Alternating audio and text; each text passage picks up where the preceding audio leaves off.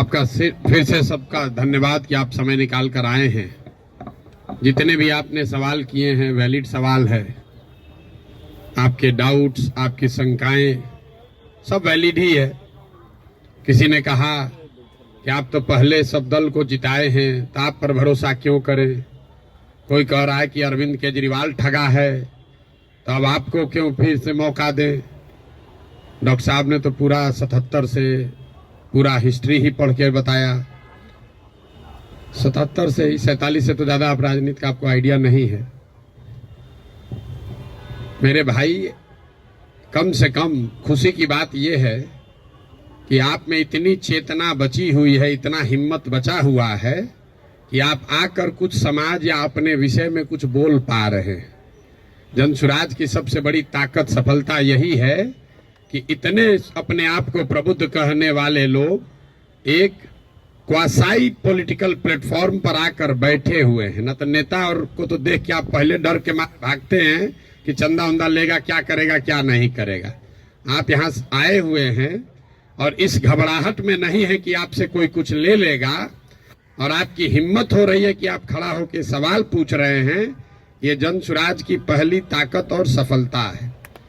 आप जितने यहाँ डॉक्टर सज्जन बैठे हुए हैं जिन्होंने पूछा कि स्वास्थ्य व्यवस्था को आप कैसे सुधारिएगा, आप लोगों में कई लोगों को अपने अपने स्वास्थ्य मंत्रियों से भी मिलने का अवसर मिला होगा। उनसे कभी नहीं पूछे होंगे, क्योंकि बिहार सरकार में स्वास्थ्य विभाग का एक ही कार्यक्रम है, पता करो कौन डॉक्टर का सबसे ज्यादा प्रैक्टिस चलता है, उसका ट्रांसफर करो और उससे बदले में पैसा का उपाय करो। लेकिन आप में से किसी भी डॉक्टर ने आज तक ये हिम्मत नहीं की होगी कि जाकर पूछे स्वास्थ्य मंत्री से, जिसको आप वोट दबाते रहे हैं, कि भैया ये आप स्वास्थ्य सुधारने के लिए क्या करेंगे। पीछे सज्जन ने हमसे माल न्यूट्रिशन की भी बात पूछी है, अलग अलग आपने सवाल किया है, तो आप उन सवालों पर आएंगे, एक एक सवाल का जवाब भी देंगे। आपकी हमारी दुर्दशा इसलिए है कि बहुत साल पहले, सैकड़ों साल पहले, जो ग्रीस के बड़े दार्शनिक प्लेटो ने कहा कि if you do not participate in democracy, be ready to be ruled by your इंफीरियर्स।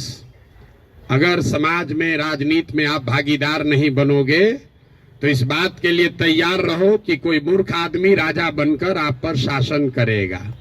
तो बिहार की जो दुर्दशा है वो इसीलिए है कि आप चाहे डॉक्टर हैं या व्यवसायी, अपने आप को सो कॉल्ड प्रबुद्ध कहने वाले लोगों ने राजनीति और राजनीति करने वाले व्यवस्था से अपने आप को अलग कर लिया है। और आप सोच रहे हैं कि जो आदमी शराब का व्यापार करता है, जो बालू माफिया है, वो आकर बढ़िया स्वास्थ्य व्यवस्था काहे नहीं बना रहा। ये कोई रॉकेट साइंस नहीं है मेरे भाई। आप बालू माफिया को स्वास्थ्य मंत्री बनाओगे तो उससे स्वास्थ्य व्यवस्था नहीं सुधरेगा। तो अगर आप गलत आदमी का चुनाव करेंगे तो गलत ही होगा। अब मैं शुरुआत करूंगा भाई साहब के सवाल से, क्योंकि इन्होंने वो व्यक्तिगत एक सवाल उठाया है कि आप अब बहुत बड़े ज्ञानी बन रहे हैं, आप ही तो इन लोगों को बढ़ाए। ठीक तो बात है मेरे भाई, हमको आप बहुत ज्यादा क्रेडिट दे रहे हैं। कोई किसी को बना नहीं सकता है। हाँ, ये जरूर बात है कि पिछले 10 बरस में इनमें से कई नेताओं को, दलों को बढ़ाने में हमने कंधा लगाया है। नीतीश कुमार को हमने नहीं बनाया है, लेकिन नीतीश कुमार का जब दुर्दिन हुआ था तो उनको जिताने में मदद की थी, तो वो उसका उतना दोष हमारा है। लेकिन आप यहाँ आज क्यों आए? आप प्रशांत किशोर को सुनने नहीं आए, आप किसी साधारण डॉक्टर के लड़के को सुनने नहीं आए हैं।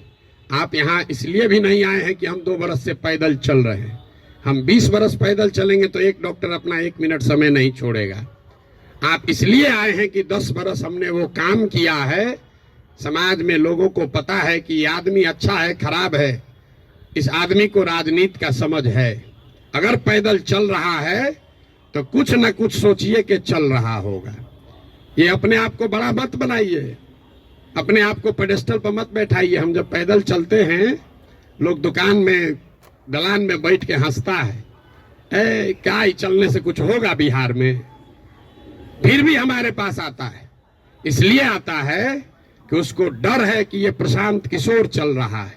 और वो डर इसलिए है कि 10 बरस हमने वो काम किया है जो आप कह रहे हैं। मैं इसका रेफरेंस क्यों दे रहा हूं? क्योंकि मैं किसी मुख्यमंत्री का लड़का नहीं हूं, मैं किसी प्रधानमंत्री का लड़का नहीं हूं, मैं एक साधारण डॉक्टर का लड़का हूं और मेरा काम ही मेरा पहचान है। वो काम किए हैं तब आप हमको सुनने आए हैं। हम आपको ज्ञान देंगे कि कैसे चुनाव होगा, आप सुनिएगा। अगर हमने 10 बरस वो काम नहीं किया होता आप वो बात नहीं सुनते।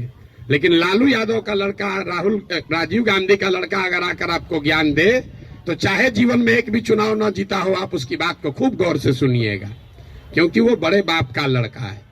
तो ये आप बात समझिए कि हमने उनको बनाया नहीं है, और अगर बनाया है तो उसको सुधारने का भी जिम्मा हम ही लेकर चल रहे हैं। आप कुछ नहीं कर रहे हैं। आप पहले भी कमेंट्री कर रहे थे, अभी भी कमेंट्री कर रहे हैं।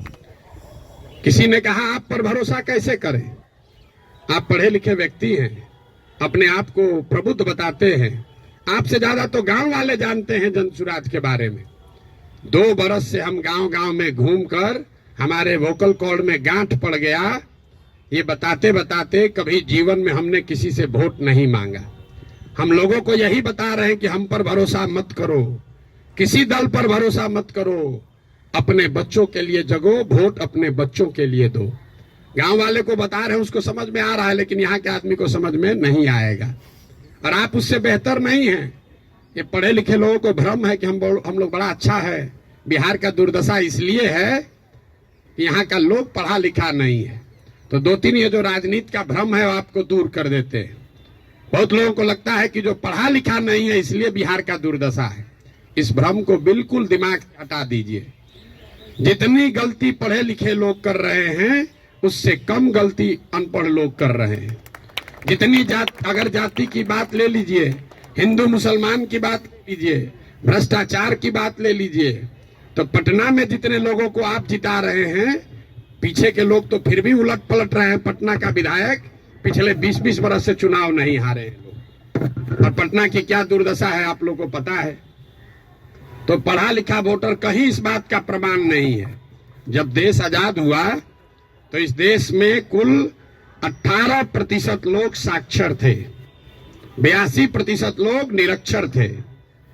82% इलिटरेट समाज ने गांधी को अपना नेता बनाया, अंबेडकर को, नेहरू को, पटेल को, बोस को चुना। आज पेपर पे बिहार में 77% लोग पढ़े लिखे हैं, और आपने पिछले 30 बरस में किसको नेता बनाया है ये आपको हमको बेहतर पता है। इस बात का प्रमाण नहीं है कि पढ़ाई लिखाई से आप अच्छा वोटर बन जाएंगे। मनमोहन सिंह जी देश में जीवन में सिर्फ एक ही बार चुनाव लड़े, दक्षिण दिल्ली से चुनाव लड़े, और बीजेपी के एक साधारण कार्यकर्ता से चुनाव हार गए। बीजेपी के एक साधारण कार्यकर्ता ने मनमोहन सिंह जैसे बड़े इकोनॉमिस्ट को चुनाव हरा दिया। और वो चुनाव झंझारपुर से नहीं लड़े, वो चुनाव मधुबनी से नहीं लड़े, बिहार से नहीं लड़े कि जाति पर सब वोट पड़ता है। दक्षिण दिल्ली के उस लोकसभा से लड़े जहां पर सबसे ज्यादा पढ़े लिखे, सबसे ज्यादा high capita per capita income वाले लोग वोटर हैं। उन्होंने मनमोहन सिंह जैसे बड़े इकोनॉमिस्ट को छोड़कर एक साधारण कार्यकर्ता को चुना। इसका कोई प्रमाण नहीं है। हम लोग घर में कहते हैं कि हमारी दादी पढ़ी लिखी नहीं थी लेकिन बड़ा समझदार थी। लड़का पढ़ लिख गया है लेकिन बड़ा लंपट है। आप पढ़े लिखे होकर भी बहुत बड़े बेवकूफ हो सकते हैं, और नहीं पढ़ा लिखा व्यक्ति भी बहुत समझदार हो सकता है। इसका मतलब ये नहीं है कि पढ़ाई की महत्ता नहीं है। पढ़ाई सिर्फ आपको इतना ही करता है कि आप इंफॉर्मेशन को प्रोसेस करने की आपकी क्षमता बढ़ जाती है, उसको आर्टिकुलेट करके प्रेजेंट करने की आपकी क्षमता बढ़ जाती है। आपकी प्रोसेस, आप उससे बहुत वाइज हो जाएंगे, ऐसी बात नहीं है। दूसरा जो भ्रम आपने बताया, बिहार में तो सब वोट जाते पर पड़ता है, भाई साहब ने बताया, आपने उसका काउंटर भी किया। लेकिन ये सबसे ज्यादा पूछे जाने वाला सवाल है। पिछले 2 बरस से हर आदमी, हर सभा, हर मीटिंग में ये कोई ना कोई जरूर पूछता है, भैया सब तो ठीक है, जाति से कैसे निपटिएगा। तो पहली बात तो ये समझिए कि जाति जो है वो सिर्फ बिहार की सच्चाई नहीं है, जाति पूरे भारत की सच्चाई है, यहाँ के समाज की सच्चाई है। जाति की महत्ता जितनी बिहार में है, इतनी ही आंध्र प्रदेश में है, इतना ही कर्नाटक में है, इतना ही गुजरात में है, इतना ही यूपी में है। आप में से कोई भी ऐसा आदमी नहीं है यहाँ जो उन राज्यों में जाकर राजनीति किया है या वहां चुनाव लड़ाया है। आप हमको बताइए, वोकालिगा और लिंगायत अगर कर्नाटक में नहीं है तो क्या बिहार में है? पटेल और क्षत्रिय अगर गुजरात में नहीं है तो क्या बिहार में है? कहाँ जाति नहीं है? जाति हर जगह है। और ये आपको हमको हमारे दिमाग में ये बैठा दिया गया है कि बिहार में सब चीज जाति पर ही होता है। इस चीज को एग्जामिन कीजिए कि क्या बिहार में सब लोग वोट जाति पर देते हैं? तथ्य पर जाइए, दैनिक जागरण पर लेख पढ़कर दिमाग मत बनाइए। हम आपको 4 उदाहरण अभी देंगे। आगे क्या होगा छोड़ दीजिए, पीछे क्या हुआ है वो बताते हैं, आपको अपने आंख खुलेगा। 1984 में बिहार में कांग्रेस को बहुत बड़ी सफलता मिली थी। करीब करीब उस समय बिहार झारखंड जो एक साथ था, 54 में 53 सांसद कांग्रेस के जीते थे। यहां बैठे जितने साथी हैं उनसे पूछूंगा उस समय कांग्रेस को कैसे वोट पड़ गया। राजीव गांधी के जाति के बहुत लोग तो नहीं रहते हैं बिहार में, तो आप बताएंगे कि वोट राजीव गांधी को नहीं पड़ा, वो तो इंदिरा गांधी की मृत्यु हुई। उस मृत्यु से जो सहानुभूति की लहर बनी उसमें जाति पाति छोड़कर सबने कांग्रेस को वोट दिया। सब लोग मुड़ी हिला रहा है, उसको लिख लीजिए। फिर पूछेंगे 1989 में इसी बिहार में क्या हुआ? बीपी सिंह जी के नेतृत्व में कैसे पूरा जनता दल बिहार जीत गया? आप में से ज्यादातर लोग बताएंगे कि जनता दल को वोट नहीं पड़ा। वोट उस समय पड़ा बोफोर्स के नाम पर। बहुत बड़ा एक माहौल बन गया था भ्रष्टाचार के खिलाफ। लोगों ने कहा राजा नहीं फकीर है, देश का तकदीर है। सब ने जाकर बीपी सिंह को वोट दिया। इसको भी नोट कर लीजिए। फिर आपसे पूछेंगे 2014 में क्या हुआ? मोदी जीत गए, भाजपा कैसे जीत गया बिहार में? तो आप कहेंगे भाजपा का तो कोई ताकत ही नहीं था। वोट भाजपा को नहीं पड़ा, मोदी को पड़ा। मोदी के नाम पर ऐसी लहर बन गई कि समाज के हर वर्ग ने जाकर मोदी को वोट दिया। फिर आपसे पूछेंगे 2019 में क्या हुआ? तो लोग बताएंगे यहां राजनीति तो सब बात करता है कि भैया एकदम कांटे का मुकाबला था। ये जो पुलवामा हुआ ना, उसके बाद समझिए कि हर जात का आदमी जाकर मोदी को ही वोट दे दिया। इन चारों चुनावों को आप कागज में लिख लीजिए। 84 एक घटना है, किसी बड़े नेता की मृत्यु और उससे उपजी हुई सहानुभूति की लहर। 89 एक विषय है, भ्रष्टाचार, बोफोर्स और उससे बनी हुई लहर। 2014 में एक व्यक्ति है मोदी, जिसके प्रभाव की लहर। और 2019 पुलवामा राष्ट्रवाद की लहर। ये आपको क्या बताता है? अगर कोई व्यक्ति, अगर कोई विषय, अगर कोई घटना, अगर कोई विचारधारा समाज के इमेजिनेशन को कैप्चर कर ले, तो समाज में ये ताकत है कि वो जातियों से ऊपर उठकर वोट करता रहा है। आगे करेगा कि नहीं छोड़ दीजिए, करता रहा है। फिर भी आपको लग रहा है कि ना भैया यहाँ तो जातीय पर होता है, आप क्या एग्जाम्पल दे रहे हैं? तो हम आपको बता रहे हैं आपको क्यों लगता है। हमने कई चुनावों का उदाहरण आपको नहीं दिया, 4 ही का दिए। उन चुनाव में क्या हुआ? जब लड़ने वाला व्यक्ति या चुनाव, उसमें कोई ऐसी बड़ी घटना ना हो, कोई नया विकल्प ना हो, कोई चेहरा ना हो, कोई विषय ना हो, दोनों लड़ने वाले एक ही जैसे दिख रहे हैं, तो समाज भी कहता है भैया दोनों तो एक जैसा है, चलो अपने जाते को दे देते हैं। तो ज्यादातर समय जो चुनाव हुआ है पिछले 30-40 वर्षों में, वो कोई डिफरेंशिएटर नहीं रहा है। तो जिसको मीडिया कहता है लहर वाला चुनाव नहीं है। अब आप कहिएगा तो लोकसभा का चुनाव का एग्जाम्पल दिए हैं, विधानसभा में ऐसा नहीं होगा। विधानसभा का एग्जाम्पल देख लीजिए। 2010 में नीतीश कुमार और भाजपा इसी बिहार में 206 विधानसभा जीतकर सरकार बनाए। उस समय नीतीश और भाजपा के गठबंधन में मोदी जी नहीं थे। मोदी जी का नाम इतना बड़ा नहीं था, अमित शाह नहीं थे, भाजपा की इतनी ताकत नहीं थी। उनके सामने उनका मुकाबला था लालू जी के गठबंधन से, जिसमें लालू जी थे, कांग्रेस थी और रामविलास पासवान जी थे। लालू जी की ताकत आज के तेजस्वी यादव से तो निश्चित तौर पर ज्यादा थी 2009 में। रामविलास जी की ताकत उनके लड़के से ज्यादा थी, और कांग्रेस भी उस समय 2009 में देश में सत्ता में थी। इसके बावजूद 2010 के चुनाव में एनडीए को, नीतीश और भाजपा को 206 सीट आया। वही गठबंधन जब वो 2020 में लड़े तो इस बार भाजपा के साथ मोदी भी हैं, अमित शाह भी हैं, देश में भाजपा की ताकत बढ़ी हुई है। दूसरे साइड एनडीए में अब लालू जी के जगह तेजस्वी जी आ गए थे। रामविलास जी का दल तो उस गठबंधन में था ही नहीं, और कांग्रेस की भी ताकत कमी हुई।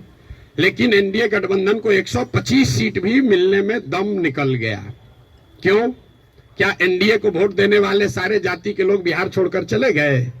नहीं, ऐसा इसलिए हुआ कि 2005 से लेकर 2009 की जो पहली सरकार नीतीश की चली थी, समाज का हर वर्ग ये समझता था कि नहीं, इसमें कुछ न कुछ काम हुआ है। तो जातीय समीकरण भी था और काम भी था, तो 206 सीट आया। लेकिन उसी बिहार में जब नीतीश का काम खराब हुआ तो उसी एनडीए गठबंधन को 125 सीट आया। आपको लोकसभा का उदाहरण दिया, विधानसभा का उदाहरण दिया, अब आपको मुखिया का उदाहरण दे देते। पिछले बार मुखिया के चुनाव में बिहार में 80% मुखिया चुनाव हार गया है, 80%, और वार्ड सदस्य करीब करीब 95%। सब लोग अपने जाति से जीत कर आए थे। कैसे हार गए चुनाव? ये भ्रम मत पालिए कि जाति से ही सब होता है। अगर सिर्फ जाति से, फिर कहेगा भैया कैसे आप हो सकता है? बिहार में नीतीश कुमार के जाति के कितने लोग रहते हैं? 2-2.5% रहते होंगे। लालू जी के जाति के कितने लोग रहते हैं? 15% लोग रहते हैं।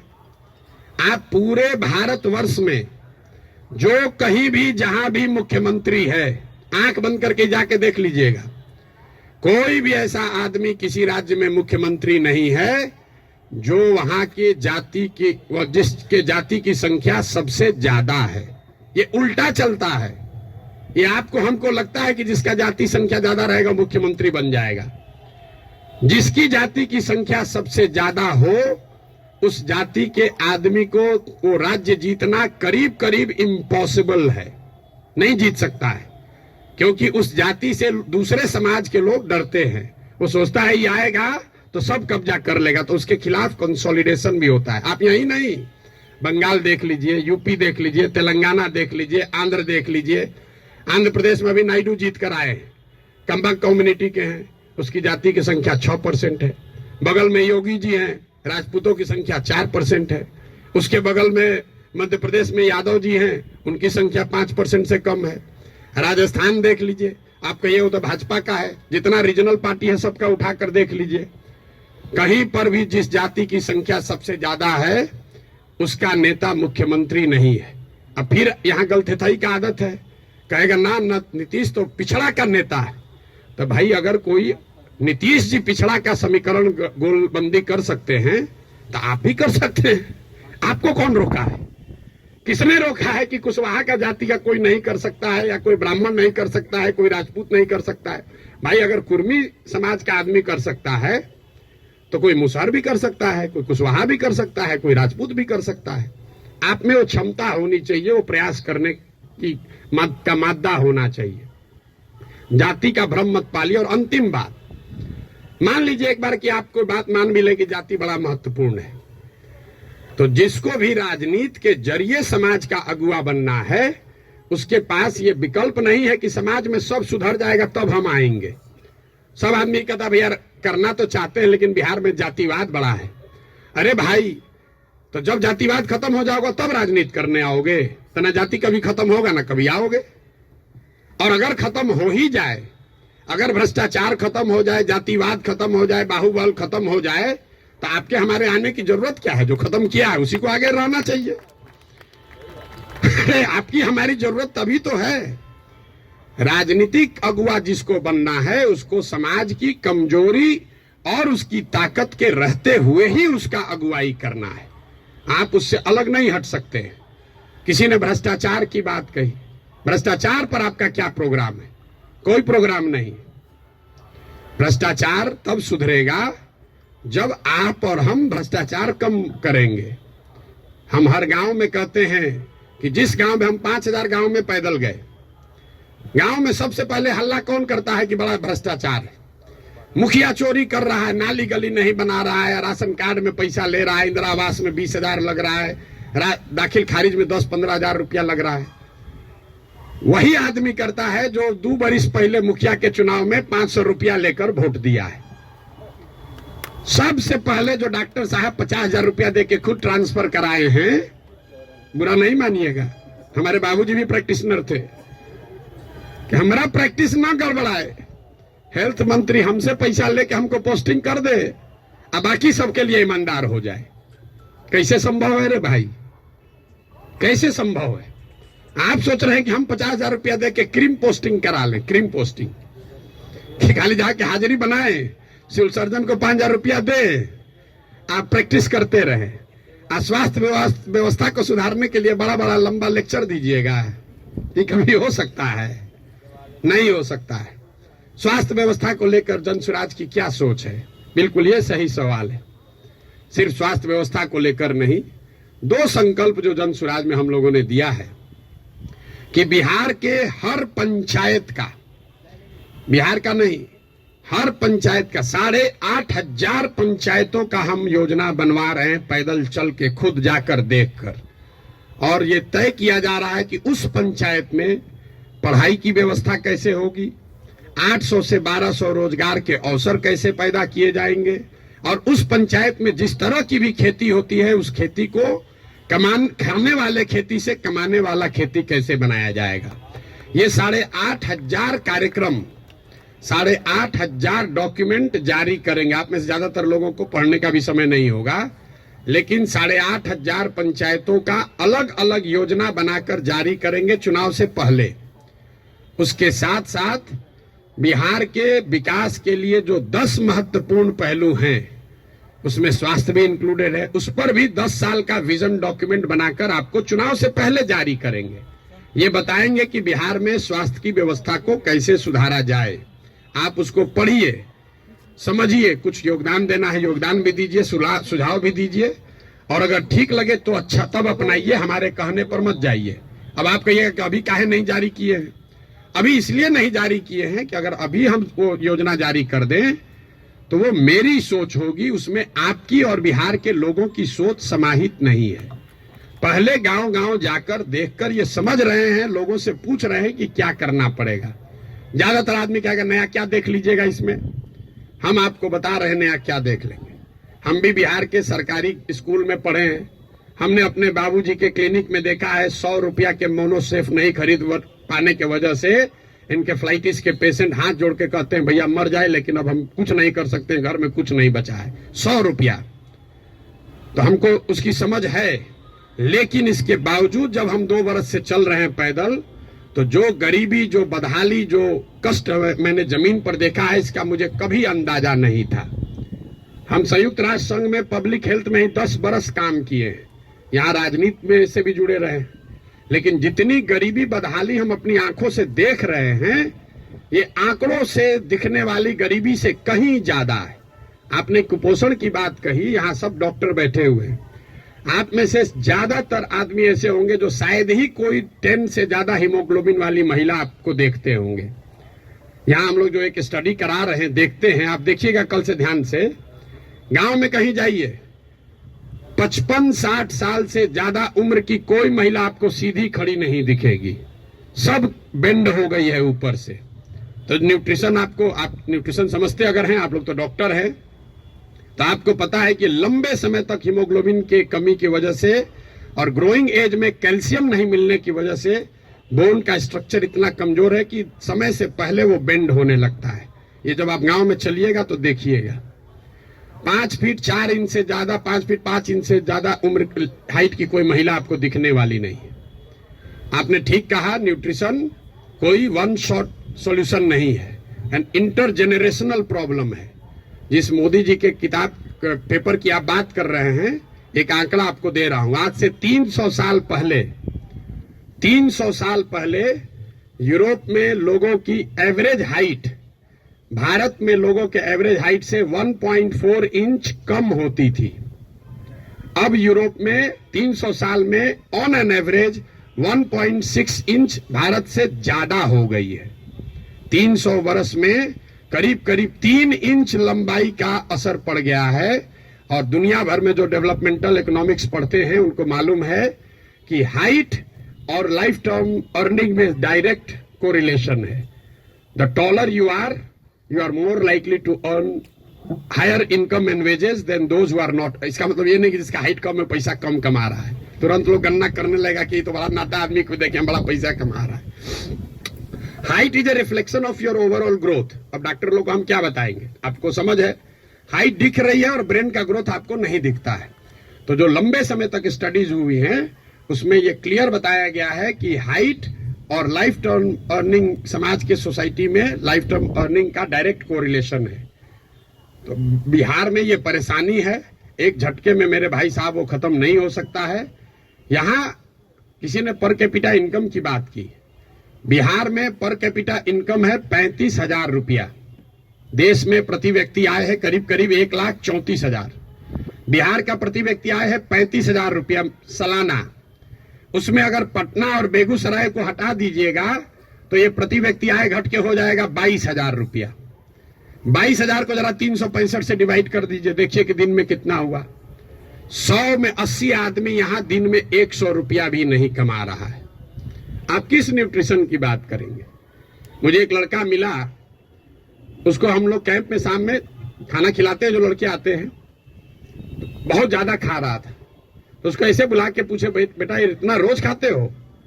बोला सर आज तक जीवन में ऐसा हुआ ही नहीं कि हम खाना खत्म कर लिए और तसली में अभी चावल बाकी है। आज तक ऐसा जीवन में नहीं हुआ कि हमारा पेट भर गया हो और चावल अभी तसली में बाकी है। जो जितना खाना है उसी से पेट भरना है। आप न्यूट्रिशन की क्या बात करेंगे। इन बातों की चर्चा आपने ठीक कहा जनसुराज में नहीं करते। क्या करें, उसको जो सीधी बात बता रहे हैं कि 100 रुपया नहीं कमा रहे हो ये समझे में नहीं आ रहा है, तो उसको कैल्शियम और हेमोग्लोबिन का कमी बताएंगे तो उसको बुझाएगा।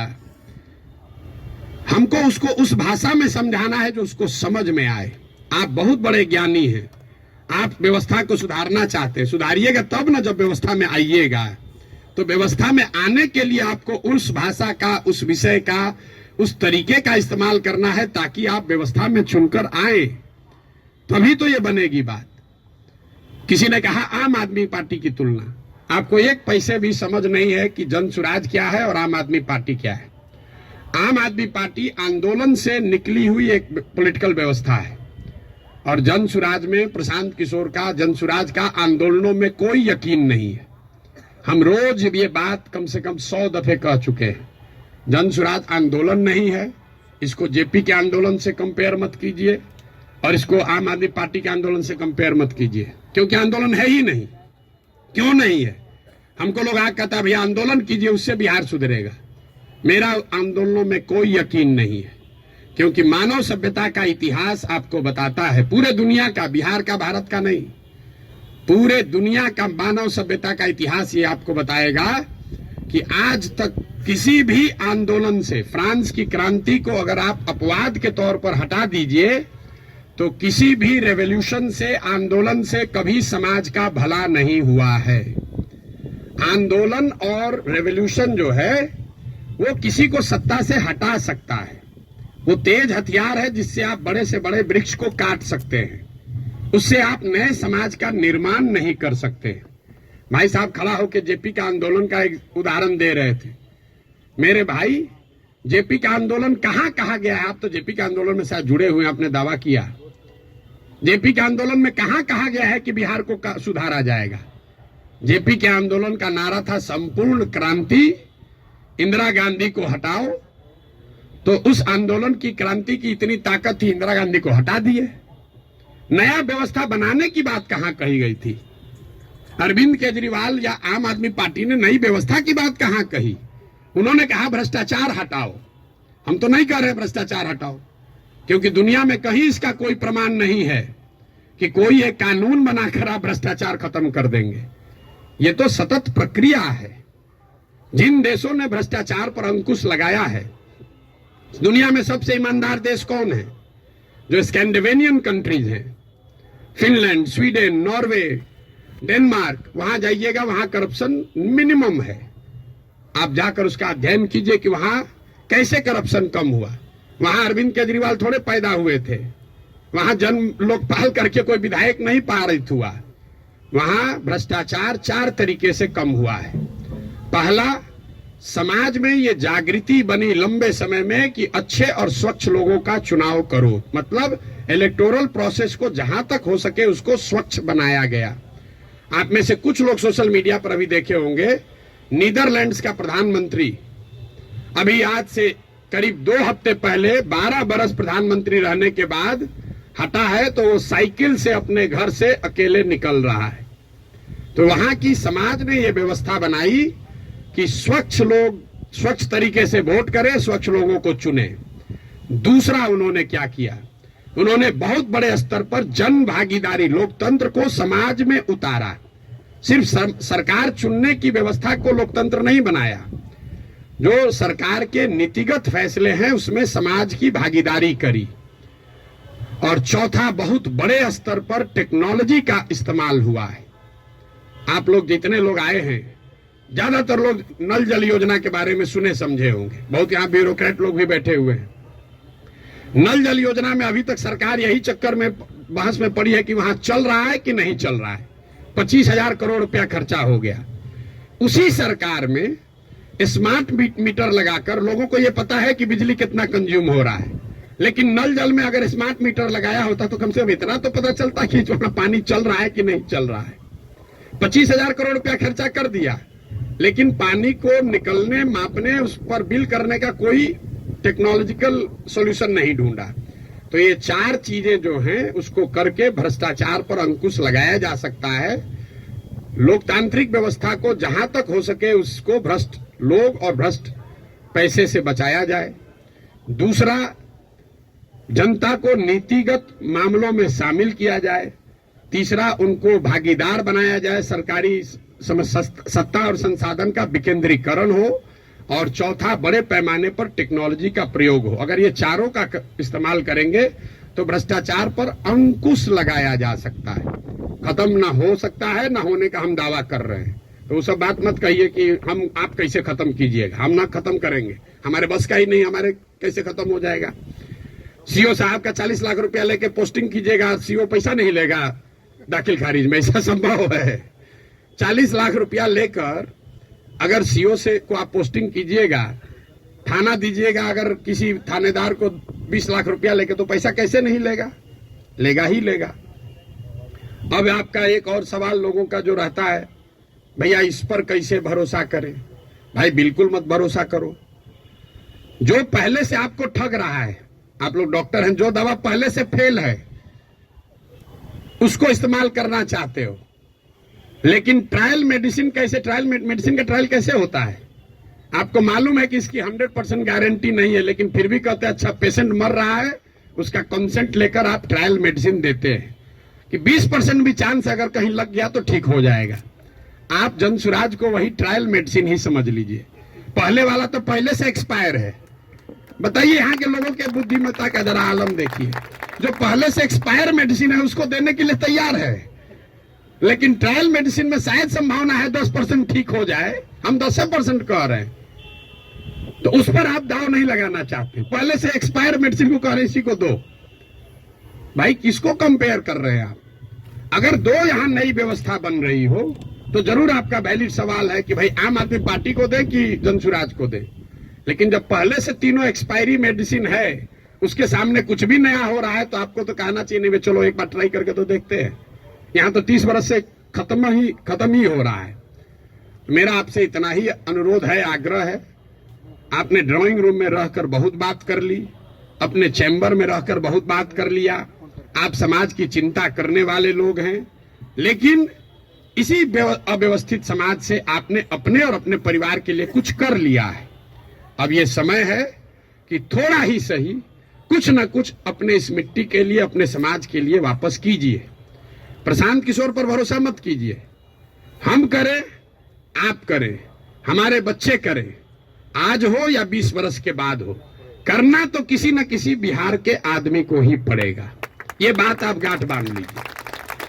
कोई तमिलनाडु से आकर बिहार की व्यवस्था सुधारने वाला नहीं है। और डॉक्टरों का और बुद्धिजीवियों के लिए अंतिम बात, आपका सबसे बड़ा स्टेक है। कई बार पैसे वाले बुद्धिजीवियों को लगता है हम तो बचे हुए हैं इससे, हमारा लड़का तो बंगलोर सेटल हो गया। मेरे भाई, आपका दुर्दशा सबसे ज्यादा है। जो गरीब है उसका बच्चा तो फिर भी छठ उठ में आ जा रहा है, ट्रेन में धक्का खा के भी। आपका बच्चा कहता है ना, कहां जाएंगे छठ में, वहां ठीक नहीं लगता है। जो गरीब है वो बूढ़ा होगा, वापस अपने घर में आएगा, क्योंकि उसको बॉम्बे बेंगलोर रहने का साधन नहीं है। लेकिन आपके बच्चे, जिसके लिए आप अभी 18 घंटा काम कर रहे हैं, जैसे हमारे बाबूजी किए, आपके बच्चे बिहार वापस लौट कर आने वाले नहीं है। अगर जहाज डूबेगा तो उसमें बैठा हुआ हर व्यक्ति डूबेगा। हमारे बाबूजी भी 12 घंटा, कभी संडे को भी छुट्टी नहीं लिए, रात दिन लगे रहे, घर बना रहे हैं। हमारा बेटा रहेगा यहाँ, हमारा पतो रहेगा यहाँ, हमारा लिविंग रूम रहेगा। आज ही कोई आदमी आया था, भैया 4 बरस से आप घर नहीं गए, वहां बक्सर में मेरा घर है, सासाराम में भी घर है, 4 बरस से वहां कोई दिया बत्ती जलाने वाला भी नहीं है। और हम तो 4 बरस से छोड़े, हमारा लड़का अगले 40 बरस नहीं आएगा, चाहे हम में जितना। ये देखिए, जिसका घर है, इनके बच्चे यहाँ नहीं है। इतना बड़ा बनाए हैं पटना में, इससे बड़ी प्रॉपर्टी पटना में नहीं होगी प्राइवेट। इनके बच्चे भी यहाँ नहीं है। अगर बिहार में वो व्यवस्था होती तो इस घर को बनाने वाले लोग भी यहाँ रहते। इस घर का ये बहुत बड़ा एग्जाम्पल है। अब देखिए इसकी दशा, जब इनके बच्चे यहाँ आकर नहीं रह रहे हैं, तो आप जो अपना मेहनत कर रहे हैं बेगूसराय में, मुजफ्फरपुर में, औराई में, कटिहार में, मेरे भाई कुछ नहीं बचेगा। इसलिए आपकी हमारी जिम्मेवारी है कि समाज को बनाइए, खड़ा कीजिए। अगर वहां अच्छा स्कूल खुल गया है तो आपका बच्चा आपके साथ रह के पढ़ रहा है। अगर यहाँ अच्छी व्यवस्था हो जाएगी तो शायद आपका बच्चा आपके साथ नौकरी करते हुए बिहार में रहेगा, वरना जड़ ही खत्म हो जाएगा। हम गांव में चलते हैं, देखते हैं जितने बड़े घर पुराने बने हैं, सब करीब करीब भूत बंगला बन गया है, ढह कर खंडहर हो गया है। तो ये प्रबुद्धों को समझने सोचने का समय है। एक अवसर अगर मिला है, आपके पास जो भी क्षमता है, जिस तरीके से भी, कुछ नहीं है, आप कम से कम मन से आशीर्वाद तो दीजिए। सवाल क्या कर रहे हैं? आपको कोई कहता सवाल करने, हमको कोई दिक्कत नहीं, दिन भर आप सवाल कीजिए, हम तो दिन रात यही काम करते हैं। लेकिन सवाल करके आप किसी का भला नहीं कर रहे हैं, आप अपना ही नुकसान कर रहे हैं। अरे कुछ नहीं कीजिए, कम से कम कुछ अच्छा हो रहा है उसके समर्थन में एक आवाज तो लगाइए। वो भी नहीं कर सकते हैं, गुड विशेष आशीर्वाद तो दे सकते हैं। आपसे तो कोई पैसा मांगा नहीं, वोट तो देने आप जाइएगा नहीं, ऐसे भी वोट देने तो ऐसे भी नहीं जाइएगा। आपका वोट है कहाँ? आप अपने को जबरदस्ती बैठाए हुए हैं एवरेस्ट पर। आपको पूछ कौन रहा है? आपको पूछ कोई नहीं रहा है। तो अपने आप को रेलेवेंट बनाइए, ताकि आपके आने वाली पीढ़ी इस जमीन से जुड़ी रहे। आप जिस काम को करने के लिए अपना अभी जीवन खपा रहे हैं, आपके पास 1 मिनट नहीं है कि सांस भी लें। जो चीज बना रहे हैं उसको भोगने वाला, उसका उपयोग करने वाला कोई नहीं बिहार में बचेगा आपका अपना, अगर आप बिहार की व्यवस्था को सुधारने के लिए कुछ न करें। और ये आपकी हमारी मौतिक, नैतिक और मौलिक जिम्मेवारी भी है कि अगर भगवान ने हम लोगों के लिए अच्छा कुछ कर दिया है तो हम लोग की जिम्मेवारी है कुछ वापस हम लोग वापस इस समाज को दें। अब आपका और कोई सवाल है तो कर लीजिए। बहुत बहुत धन्यवाद।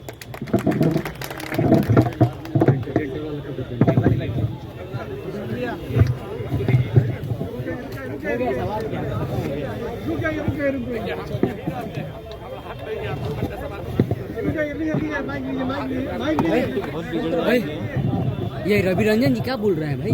खत्म करना है कि